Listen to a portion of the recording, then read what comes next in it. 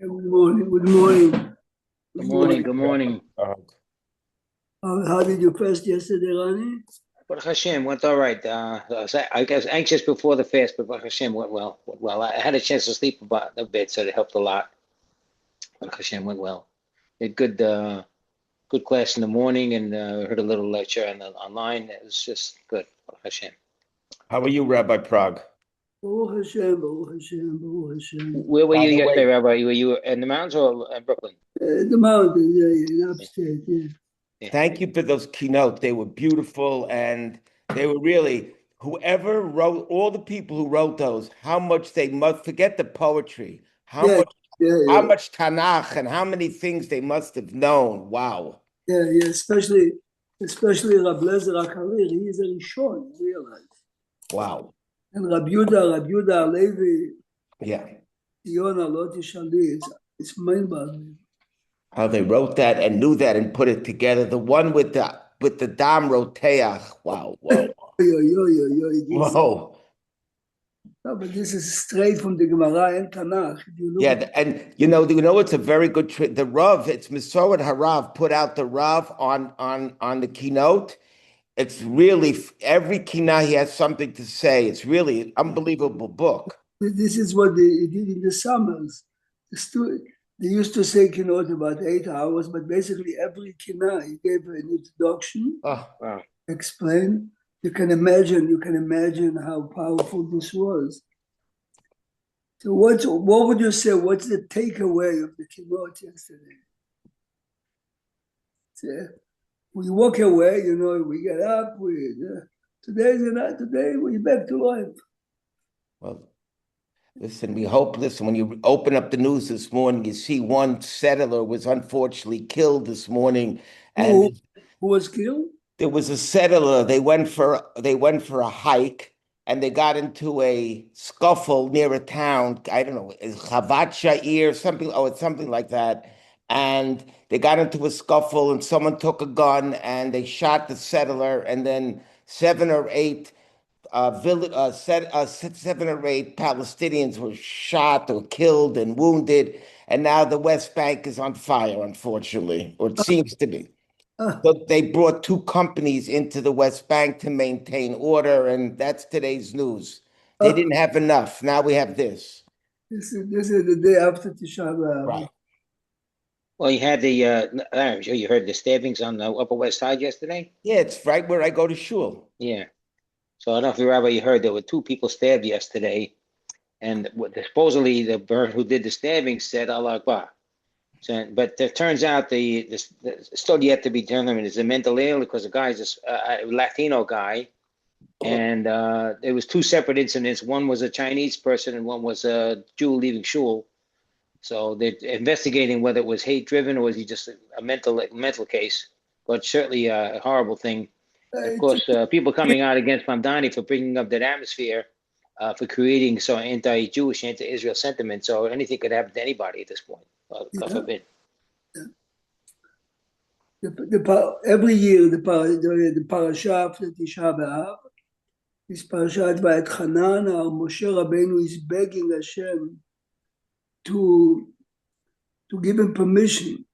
So look at the first sentence. Va'etchanan el Hashem, ba'et hayi leimor.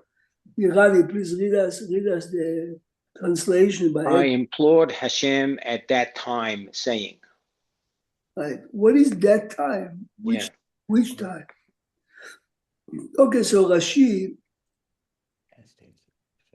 says that after they captured the land of Sichon and Og, Moshe Rabbeinu thought maybe the decree was taken away. This is the Rashi.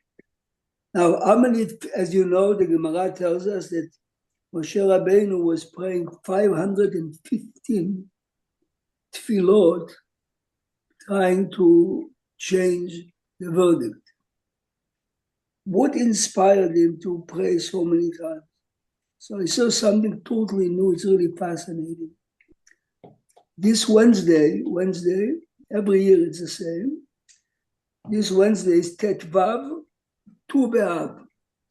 the 15th B'Av. What happened on Tu B'Av? The brides, potential brides. So if you look in the Gemara in the end of Masechet Ta'anit, the Gemara tells us, listen carefully now. Hashem made a decree that everyone from the age of 20 to 60 has to die before they enter Israel. This is 40 years, 600,000 people. Every year before Tisha B'Av, 15,000 knew this is the last Tisha B'Av. Yeah? Everyone dug a grave, they went in. Good. Says the Gemara, Rani, and whatever you said was right. After you hear what happened here, the Gemara said, on the 40th year, so how many people from the original 600,000 are left? So you have 585 already dead. The last 1,500,000 are going to die this year. Now imagine every year before everyone went into his grave, he said goodbye to his wife, his children, his grandchildren, because maybe I'm not coming back. The next morning, after the first year, most people are out. After 20 years, 300,000 are gone already. But remember the prayers that every year before the people went in, the prayers they had, Hashem, please give me another year, another year, another year. It's the year 39. Last year, there were 30,000 left. Your chances to leave are 50-50. 50-50. This year, basically, No shot. there's no shot. Nevertheless, everyone prayed. And believe it or not, the Gemara says, in the morning, everyone is up. Everyone is up. To the point that they thought maybe we made a mistake. Maybe it's not really Tisha B'Av. They waited till the 15th. Oh. And they saw the full moon. Wow. And they realized, so the reason why the 15th of Av was a day of celebration, because they realized that the decree is over. So Moshe Rabbeinu says to himself, look at the power of Beautiful. prayers. The verdict was there. And still, it was saved. So Yeah, but you're saying these 15,000 got really reprieve, so 600,000 did not go. 585, that was it. this is this Wow. is why the Tfa B'Av, what you mentioned before. Wow. What you mentioned before, Rani, this is the point. The point is, this day became a day of celebration because they realized how special the day is. How did they get to that number of how many times did Moshe pray? 515. How did they get to this number? Larry, you're pretty good in math. To take the words by Hanan. Wow. It's 400. Nun and Nun. 500. 500. Then you have Chet, 8. Vav, 6. Is 14. Aleph is 15. Wow. Now, but here is the point. The point is, and you might say, but look. Rabbi, sorry to interrupt. Somebody told me Chidush yesterday. I never heard it. Maybe the rabbi could check it. He said the Pnei Yoshua says if you count how many days from Yud Zayin B'Tammuz. Yes. Everyone knows. Every book that talks about it brings the point. But the Pnei Yoshua wants to show in Baba Batra here, the Gemara at the end of Ta'anit. But the question is, but Hashem didn't accept his prayers. Hashem did not accept it the way he wanted. Right? Look what Hashem says to him. Hashem says to him, Pasuk 26, Rav lach, על תוסף דבר אליי עוד בדבר הזה. מה זה? You realize there are extra words here. רב לך על תוסף דבר אליי עוד בדבר הזה. So the Graf Vilna says something fascinating. Do you remember when Moshe Rabbeinu prayed for his sister? Keil na Fa'anala. In the Sephardic tradition, every time when the real rabbis are making Misha Beirach, they mention this pasuk Keil na Refa'ana. Moshe Rabbeinu is teaching us that saying twice sincerely the word na has a tremendous power. Look at the pasuk. He'ebra pasuk chafei. He'ebra na ve'ereh et haaretz hatova asher be'eber hayarden. He's using the word na. Pasuk 26. ויאמר השם אליי, רב לך, על תוסף דבר אליי עוד כדבר הזה. מה זה כדבר הזה? Don't use the word na again. Otherwise, powerful. Should have told him, על תוסף דבר אליי עוד. על תוסף דבר אליי עוד. So maybe that's why, Rabbi Prague, Rashi, who doesn't repeat himself many times in his Perushim, he says na lashon bakasha. We know it's lashon bakasha. Maybe Rashi's telling us something about this word na connected to what you just said. correct. No, כך אומר הגר"א. הגר"א אומר את זה. וואו. יש פה דבר מאוד מאוד מעניין. So, Rabbi, El Na is like some kind of mystical. Not wise, but if you look at Moshe Rabbeinu prays for his sister after she got leprosy, Keil na refa na la. This is text. אל תוסף לדבר אליי עוד בדבר הזה. Okay, the point is when you use na 2 times, it's כאילו lo yeshivam rekam. Exactly, like Hashem David, Kel Rachum Bechanun, ken? What's the English? And the English doesn't really make any emphasis on the word na at all. Because English just says, but Hashem became, I don't know, 25, it says here, let me now cross. Now, is it now? Let me now cross? I mean, that's just weird. How's the not even? Let me cross. Let me cross. Yeah. Now the Gemara says, listen carefully now. The Gemara says, why was Moshe Rabbeinu begging so much to cross?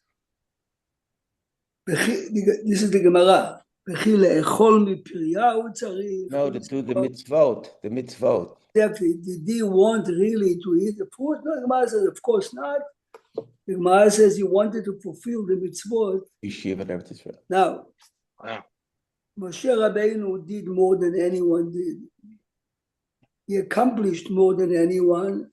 And since Moshe Rabbeinu understands to reach perfection, I have to try to do whatever I can. And because he is begging so much, Hashem says to him, look, Hashem says to him, Sana, look, Pasuk 27, this is really the end of the Chumash. We read it in Parashat Vazot HaBeracha. Hashem says him, climb up to the top of the mountain and look to west, north, south, and east. To us, it looks like, you stand on top of a mountain and you see the view of you. Hashem gave Moshe the opportunity to see the entire land as if he's there. I cannot say it because every time I see a breathtaking view, you also feel I see it. Moshe received from Eretz Israel as much as you can receive before you go in. Fine.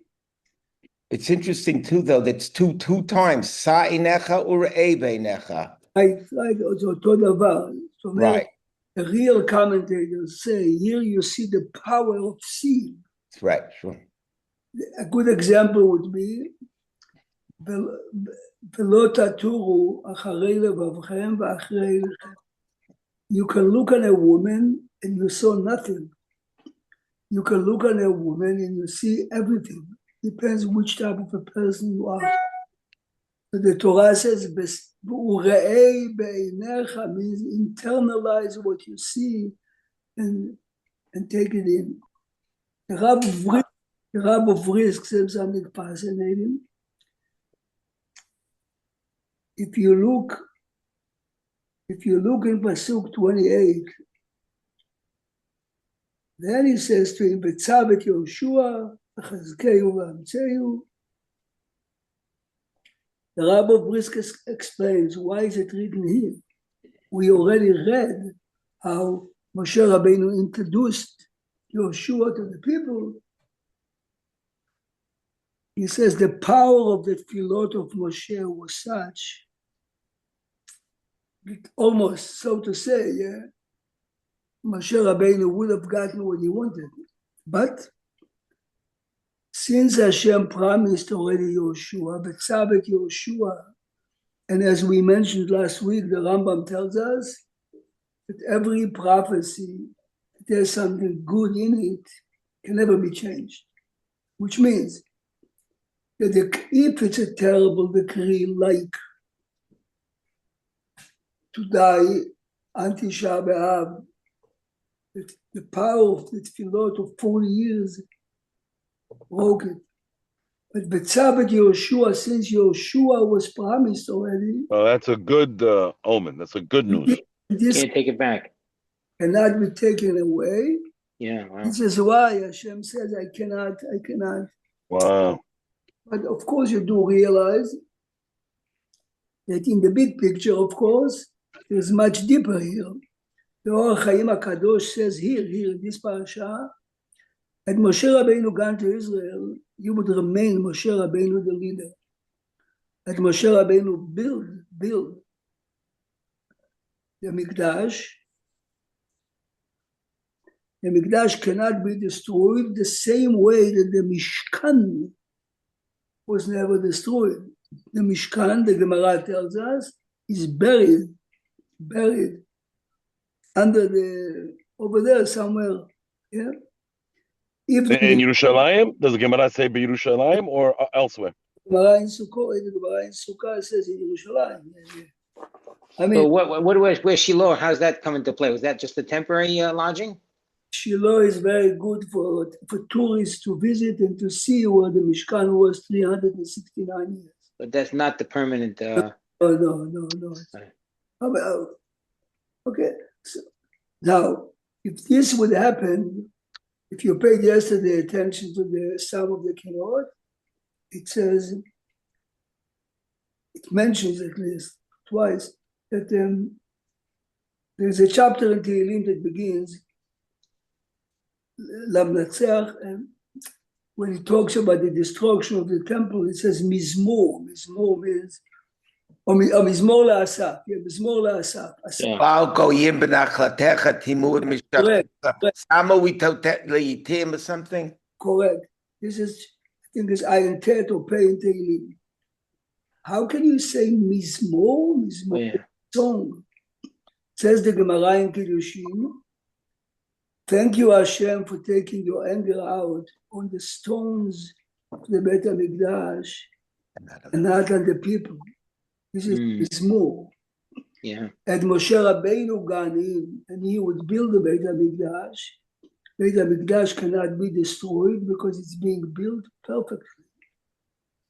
But someone has to pay the price, and more people will have to. Oh, might have been the people instead So of that. for the big picture, Wow. Moshe couldn't. So we'd say it's the best of the worst. But this is exactly. Wow. This is. Now look a second. Side note, can I ask a side question? So from here to Raya, that maybe David HaMelech didn't necessarily, I mean, this had to be written hundreds of years after David HaMelech. Right. Right. So, So to your question, David, you look at the Malbim and the Mizmor, Al Na'arot Bavel, Sham Yashavnu Gam Bachim. This is right. what we saw. We saw Erev Tisha B'Av. How can David write a chapter on the songs that the Leviim sang Al Na'arot Bavel? This is hundreds of years later, David. I thought it was. I thought it was the Gedulim, the rabbis that were at Al Narot Bavel that actually wrote it. But the chapter is in Tehillim. Yeah. Says the Malbim, David, you can think whatever you want, let me tell you what Malbim says. Yeah. Says the Malbim, David wrote it because David had a vision. As if you saw yesterday in Kinot, they had a vision from day one. Was going. Wow. David had publicized it, Art Scroll didn't publicize it. He gave it to the elders of the Levim. Keep it, there will be a time that you have to say it. Wow. This is בהשקפה, David. This is not דברי תורה וסעודה השלישית. Wow. Tehillim was written with a vision, and David is predicting the future, but the time didn't come. I mean, one of the keynote yesterday, because I said it in a place where they didn't rush so much. It'll have the same thing like Kol B'Raman Nishma. You know that it's right. It's exactly the same. Yes. So look a second. Vayit'aber Hashem bi. Look at pasuk 26. Rani, translate the word leman. 26. But Hashem became angry with me because of you. What does it mean because of you? What is because of you? The people had no right to ask for water? I mean, Miriam died at the end of 40 years. People have the right to ask for water. There's no water. Say the commentator, there are 8, 9, 10 reasons why Moshe was punished. Anyway, you look at it is, according to the Rambam, because Moshe got angry at them, this is why he was punished. How can you be angry at them? They have the right to speak. Vayit'aber Hashem bi, Hashem got angry at me because to show you how much Hashem respects you. You hear?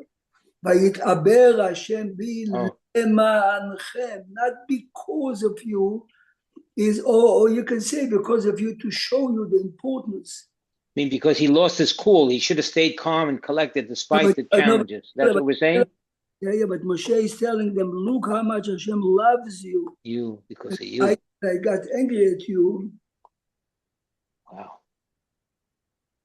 Okay, then look a second what chapter 4 begins.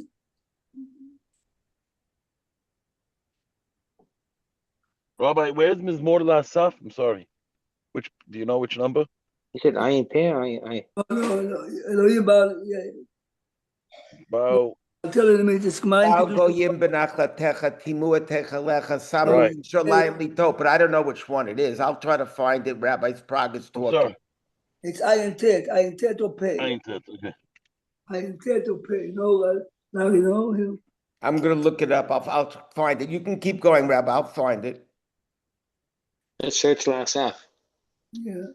Asaf is one of the children of Korach. Yeah. Look a second in Perek Dalet, Pasuk Bet. לא תוסיפו על הדבר אשר אנוכי מצווה אתכם. Don't add any מצוות. ולא תגרעו ממנו. Don't subtract. Let's read the pasuk now together. The pasuk could have stopped here, no? לא תוסיפו על הדבר אשר אנוכי מצווה אתכם ולא תגרעו ממנו. What does it mean? לשמור את מצוות השם אלוקיכם אשר אנוכי מצווה אתכם. Rashi gives the example. You have 5 parchments in the tefillin, you have the tzitzit. ומה זה לשמור ולעשות? So normally, you learn like this. sometimes you think to yourself, why not? Why not? Let us add to make it look better. Yeah. The Ayin Tet, Rabbi Prague, Ayin Tet. Like the rabbi said.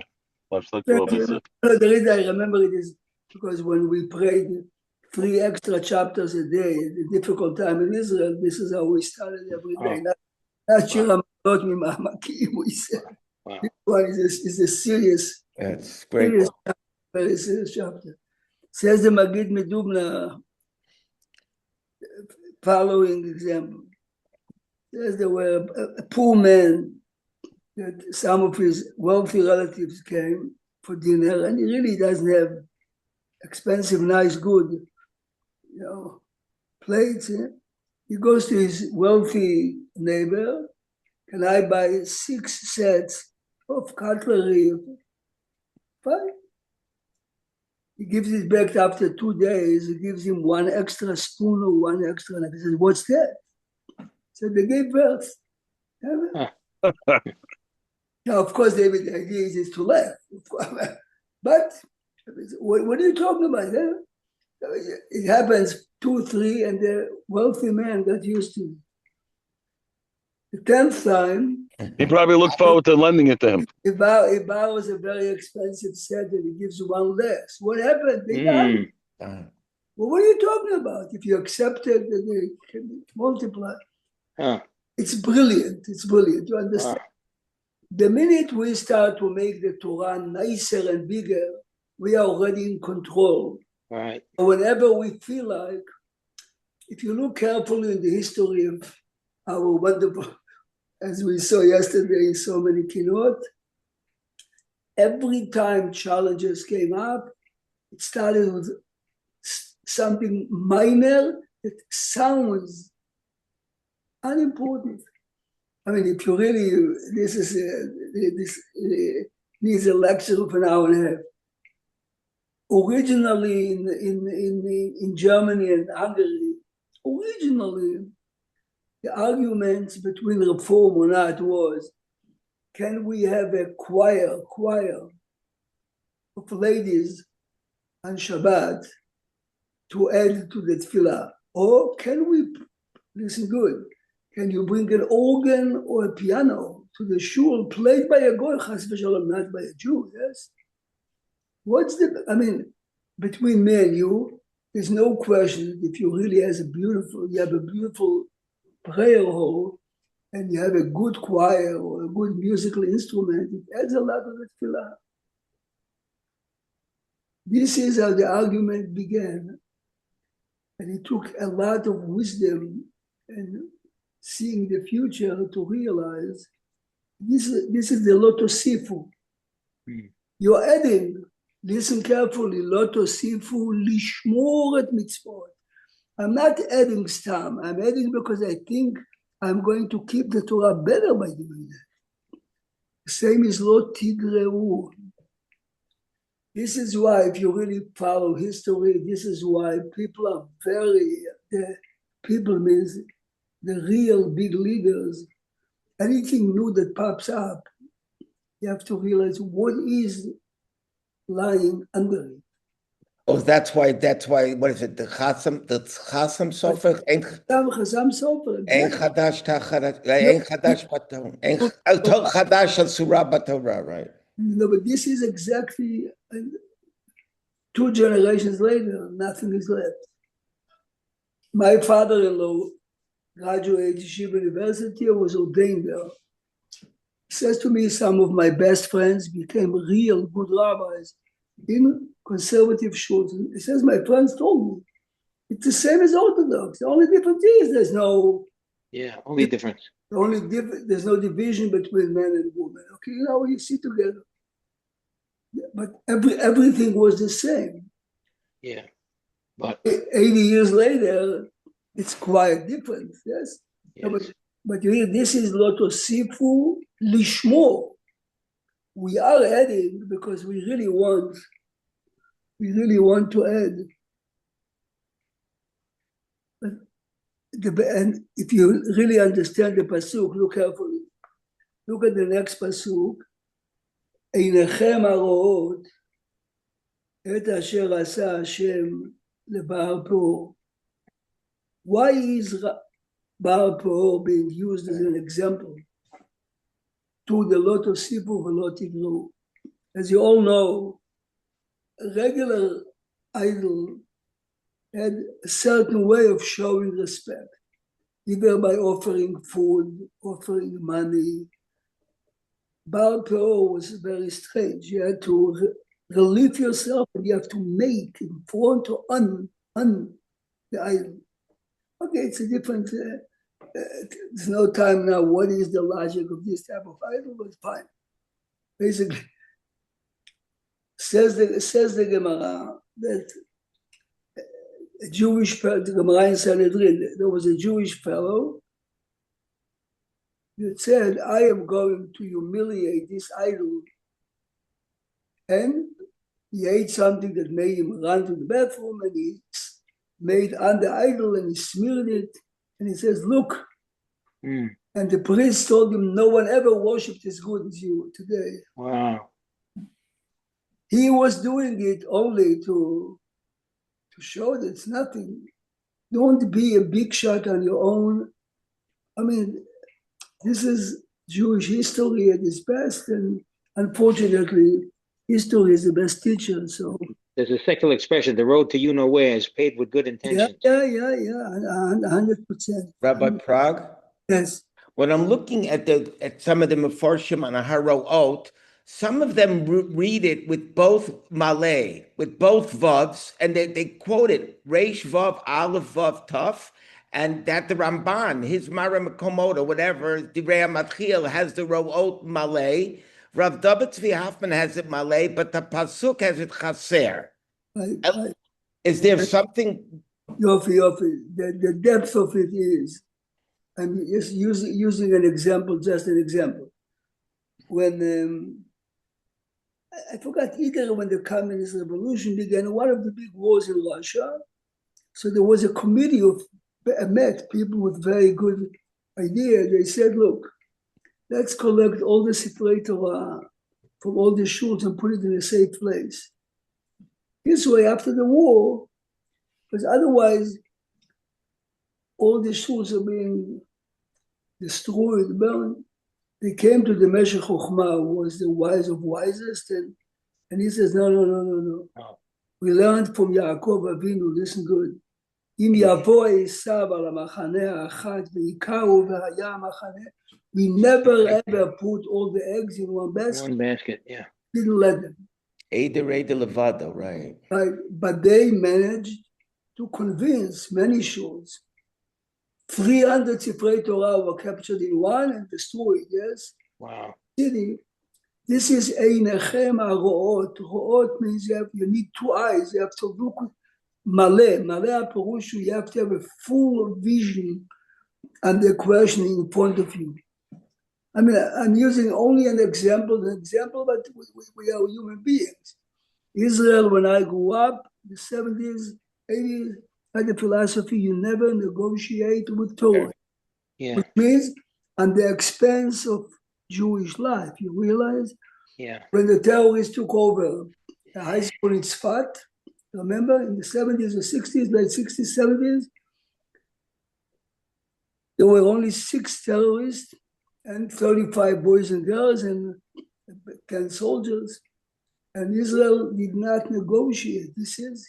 They stopped, of course, and they killed the terrorists. And when did Israel give up? In the story of Shalit, yes? Yes. Create the incentive now. You realize the price we paid for it, yeah? And still paying. No, but this is Einechem HaRo'ot. You have to have a big Picture. Big eyes and big picture to see light. And it takes a lot of very wise men to, if you understand when the Sanhedrin before the Melech, before he goes to a war, has to consult the Sanhedrin. The military plans will be done by the army, but you need a pair of glasses of wise old men has life experience to look at the picture. Okay, this is history. Not any- Secular, so close to the forest, you can't see the trees sometimes. Therefore, takes a different perspective. right. Look at a second in פרק ד' פסוק ט'. It, רק ישמר לך beautiful. ושמור נפשך מאוד, פן תשכח את הדברים אשר ראו עיניך, ופן יסורו מלבבך Beautiful. כל ימי חייך, והודעתם לבניך ולבני בניך, יום אשר עמדת לפני השם אלוקיך בחורף. So Rani, please read to us pasuk Tet and Yud. Look carefully. Yes. Only beware for yourself and greatly beware for your soul, lest you forget the things that your eyes have beheld, and lest you remove them from your heart all the days of your life and make them known to your children and your children's children. You want me to continue with? No. According to Rashi, what shouldn't we forget? Says Rashi, only if we don't forget the Torah and fulfill it the way Hashem wants, only then we would be praised and looked up upon by nations. Ramban in Sefer HaMitzvot, and here in his commentary says, here is a lo ta'aseh min haTorah, to forget the revelation in Har Sinai, to forget that the Torah was given to us. Here, so he reads Tet and Yud Aleph as one. But Be careful. it's fascinating to see. And I just, because as we're reading it, I looked, and based on what we just said before, how many times the word to see is in this prakim. Asher ra'anecha, ra'ei limadati etchem hayom. So many ra'eis, so much ad einechem haroot. It's unbelievable. Correct. Wow. But here is here is the point. You remember in Parashat Chukat, Vayar Pinchas ben Elazar ben Aaron. Vayar, he saw. What do you mean? Everyone saw. Everyone saw that Zimri ben Salu, a respected man, picks up a woman, comes to Moshe. Yes or no? If it's a no, how come your wife is? Says the Gemara, Mara, what did he see? What's the question? What? Everyone saw it. He did it publicly. The Gemara answers, Ra'a ma'aseh v'nizkar halacha. When he saw, he remembers the halacha. Is the halacha? If you have a relationship with the Goya, listen carefully, publicly. What's the question? What the answer is? If the question is, what did you see? You didn't answer anything. So he saw the act and he remembers the halacha. But your question was, what did he see? Listen carefully. I saw it once. The name of the fellow was Rabbi Waxenbaum. It says like this. Two people are going in the morning, they're rushing to the train. They see an old man falling on the floor. One says there are 100 people around. I have to make the train. The other one says, how can I continue? He stops, he picks him up. Who saw the man falling, the first or the second? Only the second. To see doesn't mean physically to see. To see means to internalize and understand what I have to do now. It is. Vayar Pinchas, only he understood what has to be done because he remembers the halacha.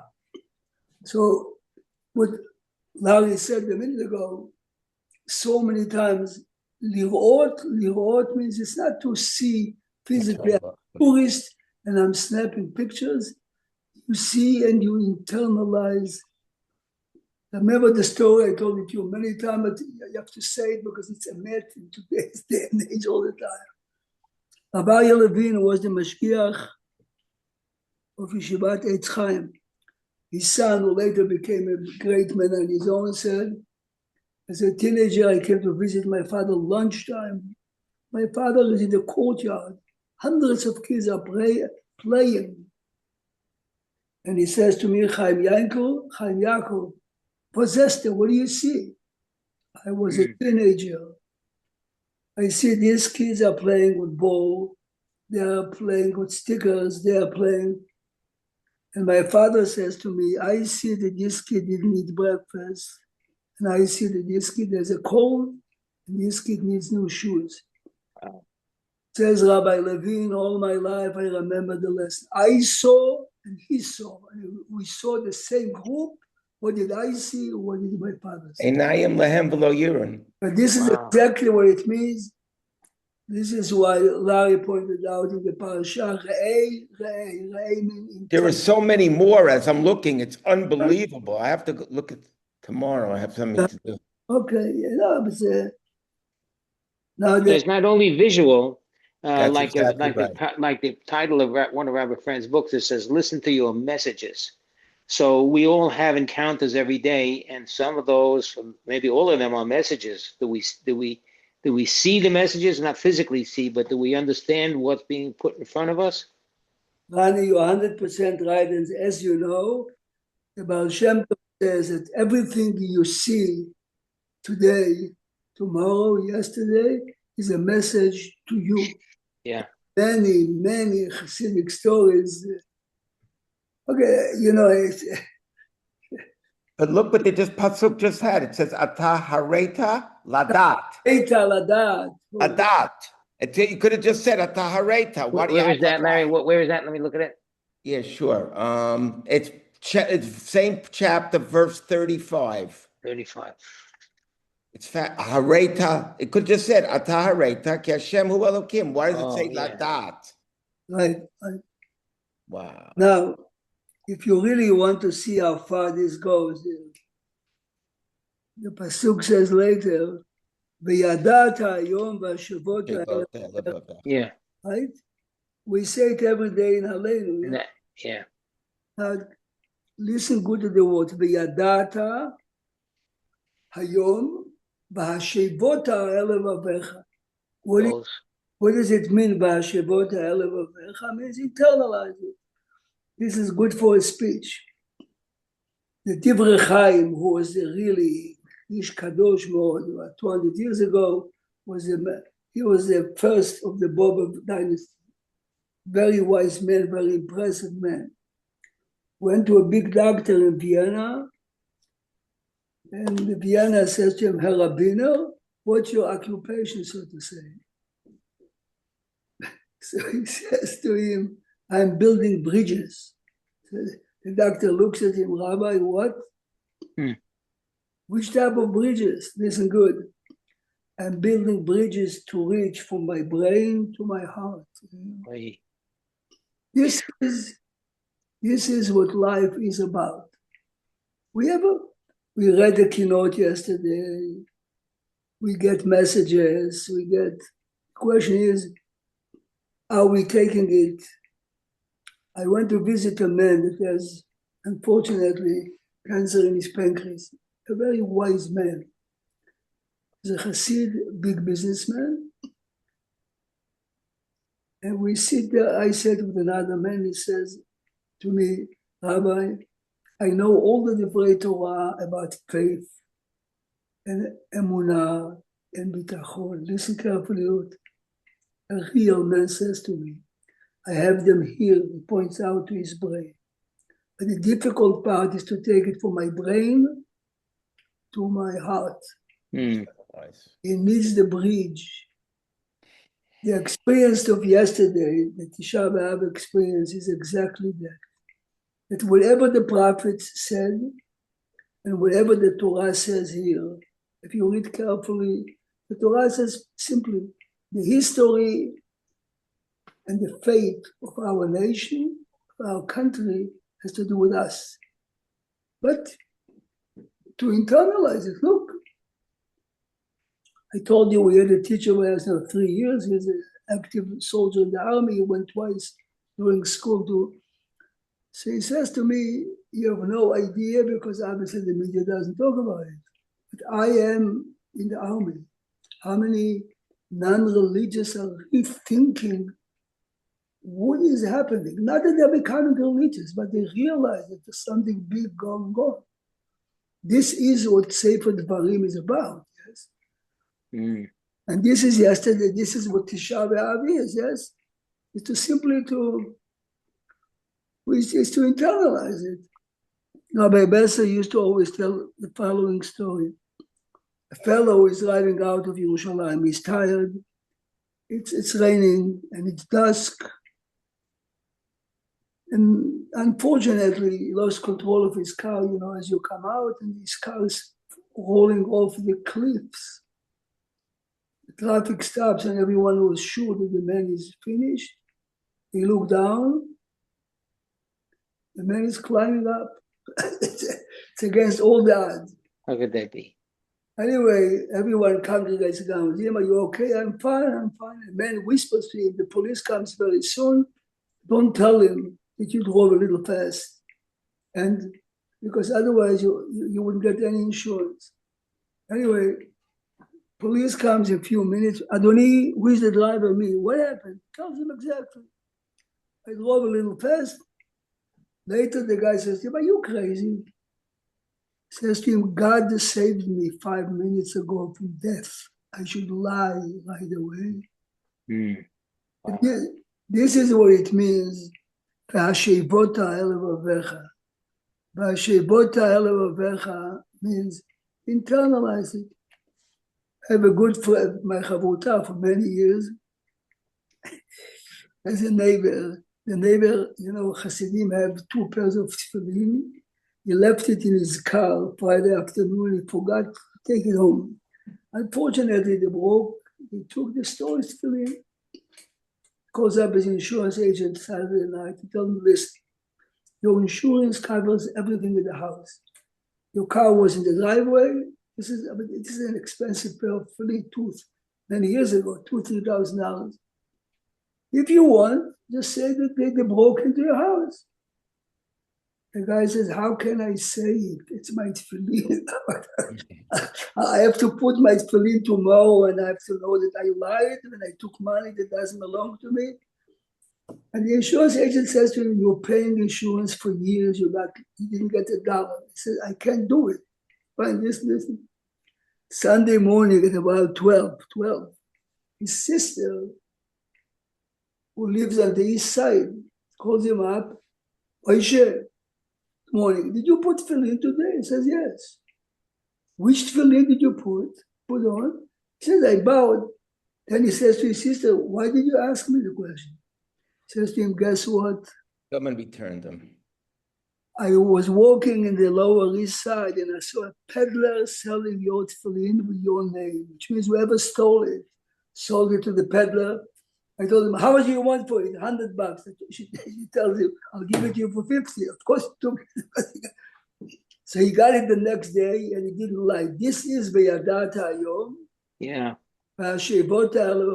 Take what you see and internalize. And it should Rabbi Prague, my wife had lost a bracelet, and it was an expensive bracelet. And I called the insurance company after a while. She couldn't find it. I said, my wife lost the bracelet. Okay. So we went down in the house. We have a treadmill. We went downstairs. And for some reason, I dropped something. And I put my hand under the treadmill and showing, there's the bracelet. The Yetzer Hara says... Exactly. It's only the insurance company. They make enough money. Yes. One of the few times I have to say I did something right, I called up the insurance company. I don't know every time if I could be that good. That's not such an easy thing. I don't know if I would do it again sometimes, but that's what it is. No, but this is exactly the point. I helped someone from Monsey in the summer once to edit a book that is personal experiences with Rabbi Kamenetsky. Listen good. A bride at the age of 20, or whenever comes to him, she tells him, she has a serious question, listen carefully. She says, I was 6 or 7, I was crossing the street, and unfortunately I was struck by a car, seriously injured. the lawyers of the insurance company came to the hospital. I got a huge amount of money to be put in an escrow till I get married. Yeah, I'm getting married. So what's your question, young lady? Listen carefully. The lawyer that my parents took for me told me, young lady, the judge is going to ask you, when you cross the street, was the light red or green? You tell him, of course, green. And I was a little girl, I said green. As I grew up and in my mind I replayed it, of course it was red. She crossed in the wrong. Huh? Wow. So her question now is, Rabbi You Kamenetsky, have to give back the money. what should I do with the money? Listen to the ABC. Should I give back the money? Should I report the lawyer to the police? Or should I give it to charity? Rabbi Kamenetsky in his wisdom says, listen carefully, every insurance company writes off every year millions of dollars. They gave up on it. But of course you cannot use $1 of it. And she says to him, so should I give it to Sakai? I said, don't give it to Jewish charity. This is stolen money. You have to give it to a non-Jewish charity because many insurance companies give money, but don't use $1 of it. See, this is Wow. no, but this is have a wonderful Shabbat. Shabbat shalom. Bezrat Shabbos Rabbi, I nachamu. can't explain. Every Friday morning we enjoy the classes in the Piddush, but for some reason today is more significant than other days. Maybe because of yesterday, maybe because today Hashem gave you special koach. I'm not sure, but it was just a very, very moving shiur this morning. Thank you so much. We'll see. Shabbat shalom. Have a Shabbos Shabbat shalom. nachamu. Shabbat shalom. Shabbat nachamu, exactly. Thank you. Also, one word repeated twice. Nachamu, nachamu. Nachamu. This is exactly the point. Yeah. Have So a there's good one Shabbat. expression in a museum, maybe not fully appropriate. I was in West Palm Beach. There's a sculpture by Brancusi, some kind of an abstract sculpture, and there's a sign under it that says, "Keep looking at it until you see it." But this is exactly the point. I went with my wife to the Philadelphia Museum, yes. And she stands near a painting and stands there. And I said, I saw it. You didn't see it, I see it, yes. Yeah. This is exactly the point. Good Shabbos, everybody. Thank you. Shabbat shalom. Hazak Baruch. Shabbat Thank you. shalom.